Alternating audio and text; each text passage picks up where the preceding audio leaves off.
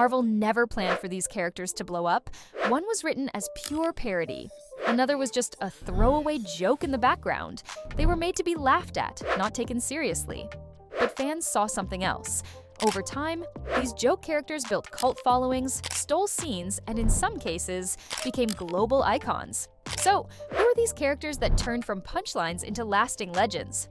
Here are 10 Marvel characters who were created as jokes but became popular. At number 10 is Squirrel Girl. She first appeared in Marvel Superheroes issue 8, 1991, fighting Dr. Doom with squirrel powers and cheesy one-liners. Originally meant as a parody, her goofy costume and upbeat attitude made her a lighthearted gag. But the joke didn't die. In 2005, she returned in Great Lakes Avengers, and fans loved her weird charm. Online buzz grew. Writers leaned into her absurd win streak. She beat Deadpool, Thanos, and even Galactus. Fans started calling her unbeatable. Then came the real turning point. The unbeatable Squirrel Girl solo series in 2015? Written by Ryan North, it mixed smart humor, optimism, and heart. Instead of punching villains, she talked them down. And readers couldn't get enough. The series became a hit. She got merch, animation cameos, and a loyal fan base. From a forgotten joke to a symbol of positivity, Squirrel Girl proved you don't need to be dark to win in Marvel. At number 9 is SpiderHam, Marvel's pig version of Spider-Man. He first appeared in Marvel Tales issue 1, 1983, created as a full-on parody.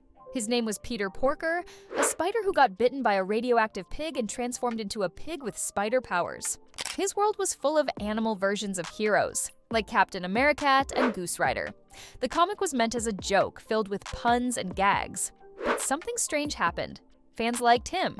His solo series lasted 17 issues, and he kept showing up in Marvel's comedy books. Slowly, SpiderHam built a cult following. Then came Spider-Man, Into the Spider-Verse in 2018. Voiced by John Mulaney, SpiderHam became a breakout hit. Kids laughed, older fans cheered the callback, and Marvel took notice. He got new comics, graphic novels, and started appearing in crossovers. A character made to be silly ended up becoming one of the most loved faces of the Spider-Verse. At number 8 is Rocket Raccoon. He first appeared in Marvel Preview issue 7, 1976, created by Bill Mantlo and Keith Giffen. Rocket was introduced with a walrus sidekick named Walrus in a world filled with bizarre, talking animals. The creators designed him for fun. His name was even inspired by the Beatles' song Rocky Raccoon. For years, Rocket made only rare appearances, but everything changed in 2008 during Annihilation, Conquest, where Marvel reinvented him as a sharp-tongued, fearless tactician in the Guardians of the Galaxy lineup. Then came the breakthrough, Guardians of the Galaxy 2014. Voiced by Bradley Cooper, Rocket became a fan favorite overnight. He wasn't just funny. He was angry, brilliant, and broken in all the right ways. His loyalty made him unforgettable. Rocket went from forgotten background character to leading major battles in both comics and film. Marvel gave him solo comics, team-ups, and emotional arcs, proof that even the most unexpected heroes can rise to the top when fans believe in them. The next 3 broke every rule. One spoke in symbols, one turned the X-Men into babies, and one used her body as a weapon. At number 7 is Dupe. Dupe first appeared in New X-Force issue 116, 2001, created by Peter Milligan and Mike Allred. He looked like a floating green blob with one eye and spoke only in a coded gibberish font. His origin? A strange backstory claiming he was a Cold War-era Soviet experiment, later turned into a mutant cameraman for X-Statix. Though designed as comic relief, Dupe wasn't powerless. Early stories hinted at bizarre abilities like reality warping and time manipulation, often played for surreal humor. Fans were intrigued. His silent presence and unpredictable powers made him stand out. During X-Statix, 2003 to 2004, Dupe became a breakout favorite, serving as bodyguard, emotional anchor, and wildcard. Marvel leaned in. He got his own 2014 miniseries, All New Dupe, made cameos in titles like Marvel Zombies, and even appeared in animated specials. His coded speech was eventually translated into comics, revealing secret thoughts and depth. Dupe started as a gag, but fan support turned him into one of the X-Men universe's weirdest and most beloved cult characters. At number 6 is the X-Babies. They first appeared in Uncanny X-Men Annual Issue 10, 1986, created as a parody by Chris Claremont and artist Arthur Adams. These were pint-sized versions of X-Men characters, like Baby Cyclops and Baby Wolverine, created by the villain Mojo to boost his TV ratings. The idea was simple: make the X-Men cute, silly, and wildly marketable. It was meant to be a one-off gag, but fans loved it. The absurd contrast between childish designs and serious X-Men powers struck a chord. Marvel brought them back in a 1989 special, Excalibur Mojo Mayhem, and again in a 2009 miniseries, giving the X-Babies a full adventure arc of their own. What kept them alive was the fan love. X-Men fans embraced the humor and nostalgia. They've appeared in media, various cameo formats, and even variant covers. Despite never being part of the main continuity, they earned cult status. The X-Babies showed that a parody can become a lasting legacy when executed well. At number 5 is Big Bertha. She debuted in West Coast Avengers issue 46, 1989, as part of the Great Lakes Avengers, a team created as a parody of superhero tropes. Bertha, real name Ashley Crawford, is a supermodel who transforms into a massive, super strong heroine. The contrast was the joke, a glamorous model who willingly became overweight to fight crime. But fans saw more than comedy. Big Bertha subverted stereotypes. She wasn't ashamed of her powers or her body. She made jokes, embraced her strength, and stayed loyal to her bizarre team.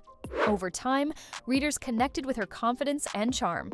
Marvel brought her back in multiple GLA stories, gave her spotlight moments in Fantastic Four and Great Lakes Avengers, 2016, and also appeared in animated shows like Wolverine and the X-Men.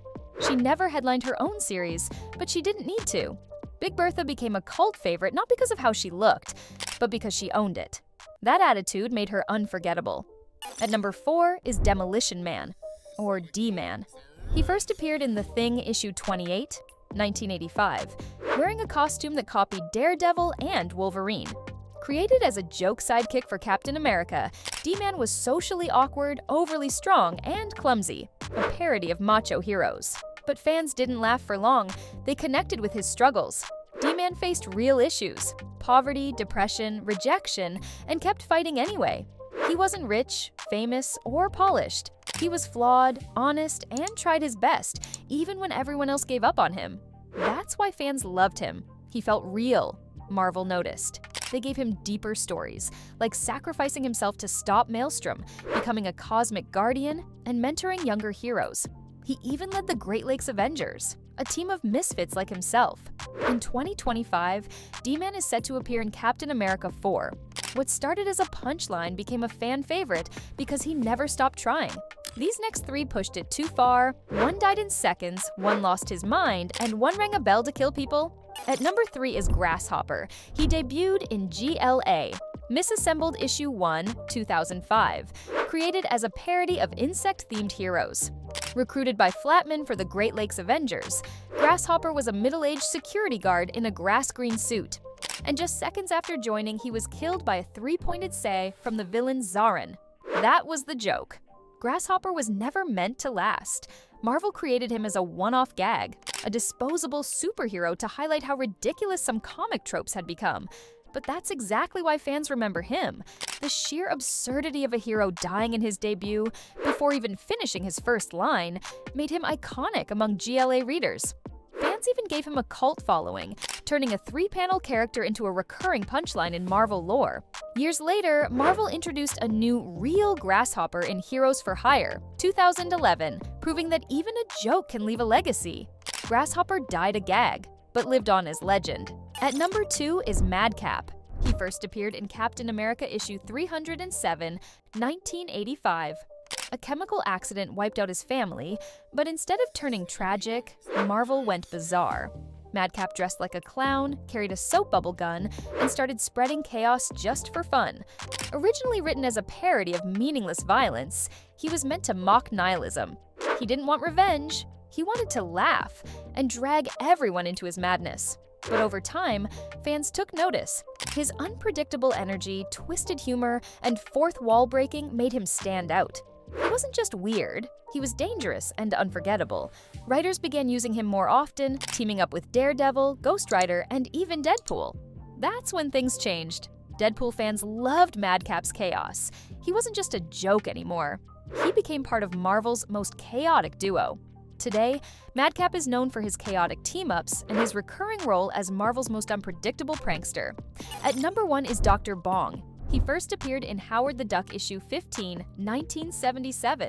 Created by Steve Gerber and Marie Severin, Lester Verde was a disgraced journalist turned scientist who, after a bizarre accident, replaced his hand with a clanging bell and wore a matching bell helmet. His name, Dr. Bong, was an obvious joke, and his sonic bell attacks only added to the absurdity. Originally written as satire, Dr. Bong quickly became a fan favorite for how wildly unpredictable he was. Readers loved the mix of dark humor and surreal design. He wasn't just ridiculous, he was memorable. Marvel kept using him across decades, battling She-Hulk, tormenting Deadpool, even cloning heroes in 2019. His over-the-top madness, bizarre origin, and comedic timing made him unforgettable. Fans loved that he didn't try to be cool. He just was. A total parody that somehow became legendary. Dr. Bong proves that being weird can win. And the craziest part? These weren't even the worst ones. Marvel still has characters so absurd they'd make Dr. Bong look normal. Should we make a video on them next? Comment down below, and don't forget to like, subscribe, and share.